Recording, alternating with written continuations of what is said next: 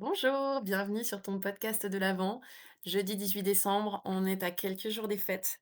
Moi, cette période, je sens parfois l'énergie qui baisse. Bah, tu l'as vu, même repris une angine sur ces derniers jours parce que beaucoup de sollicitations, beaucoup de bilans sur cette période, une petite voix intérieure qui se réveille aussi, de regarder l'année, et parfois, quand on regarde l'année, avec ce recul-là, on a tendance avec notre cerveau qui nous emmène, souvent dans une direction assez négative, on a tendance à regarder le côté, plutôt des échecs, le côté plutôt des difficultés, des obstacles et c'est beaucoup moins facile de reconnaître ce qui a été, de l'ordre de la victoire, de la réussite, de la fierté, ou de l'apprentissage. Alors depuis quelque temps, je travaille avec, mes clients et clientes sur, la partie, Vision Board 2026. J'anime un atelier d'ailleurs tout à l'heure et pour moi, c'est important dans cet atelier de retracer 2025 avec son lot de victoires, de réussites, mais aussi d'apprentissage dû aux échecs. Parce que les échecs font extrêmement partie du chemin et ils sont essentiels aux réussites. Pour autant, si on ne regarde que l'échec, on se dit que c'était une année pourrie. Si tu regardes l'apprentissage derrière l'échec et si tu regardes la victoire, après l'échec, tu peux aussi, plus facilement rebooster ton énergie grâce à ça. Donc souvent, j'invite à regarder soit les réussites, soit les apprentissages. C'est vraiment les 2 axes, qui sont à mon sens, prioritaires. Moi, quand je regarde mon année 2025, ma plus grande victoire, c'est, mon sommet vitamine C. Qu'est-ce que je suis fière d'avoir, été au bout de l'organisation, d'avoir appris autant de choses techniques et diverses d'ailleurs, parce que c'était même pas que technique.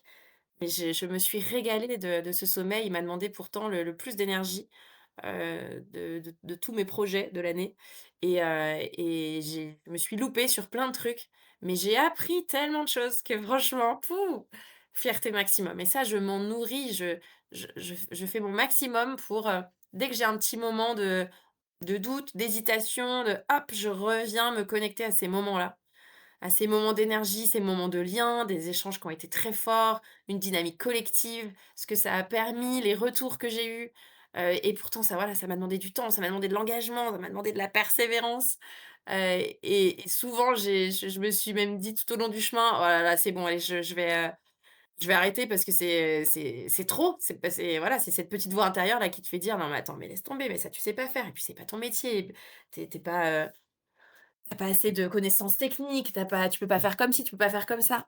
Et ben j'ai lutté contre cette petite voix intérieure qui est donc ma Suzanne. Je l'ai mise de côté, je lui ai tapé sur l'épaule et je dis: «Tu bien gentille Suzanne, mais j'ai envie de le réussir ce projet. Je l'ai commencé, j'y crois, j'irai au bout». Et du coup, j'ai tout au long du chemin, ça a aussi nourri ma victoire parce que j'ai su reprendre la main sur mes parts de doute et c'est exactement ça que je regarde dans mes apprentissages sur le sommet. C'est à chaque fois, je me suis dit: «Je vais y arriver quand même parce que ce projet, j'y tiens et qu'il a une importance tellement forte et pour moi et pour ce que je veux apporter, que je veux absolument aller au bout». Donc pour moi, c'est ça de reconnaître une réussite et c'est pas de se vanter, c'est pas, juste l'effet, «Ouais, trop facile», rien à voir en fait, c'est juste soi avec soi. C'est je me regarde moi par rapport à ma réussite, je regarde ce que moi ça m'a apporté, je reconnais mon chemin parcouru en fait et ça me nourrit énormément mon énergie et les apprentissages, autant que les réussites, sont tous les 2 à favoriser. C'est vraiment chouette de regarder ce qui n'a pas fonctionné comme prévu. C'est chouette de regarder les décisions, qu'on pourrait peut-être, refaire autrement, mais qui finalement, grâce à ces décisions-là, nous ont emmenés ici ou là. Voilà, c'est moi, toutes ces parties-là de difficultés que j'ai pu rencontrer, d'obstacles, m'ont finalement appris encore plus à me connaître, à mieux me positionner, à mieux poser mes limites, à mieux ajuster et vraiment, c'est, hyper satisfaisant. J'ai d'ailleurs cette année mis en place avec mon mari, la jarre de fierté. Je sais pas si, certains, l'utilisent. Tu me diras si tu as déjà entendu parler de ce type d'outil. Je l'ai mis en place en début d'année, en fait. On s'est dit: «Tiens, on prend un joli bocal, on y met, des petits post-it, pas loin et au fur et à mesure de l'année, on remplit des petits papiers, soit avec des réussites, soit avec des apprentissages, soit avec des fiertés, et l'idée, c'est au 31 décembre de à la fin de l'année, de l'ouvrir et de relire ce qu'on a mis, dedans.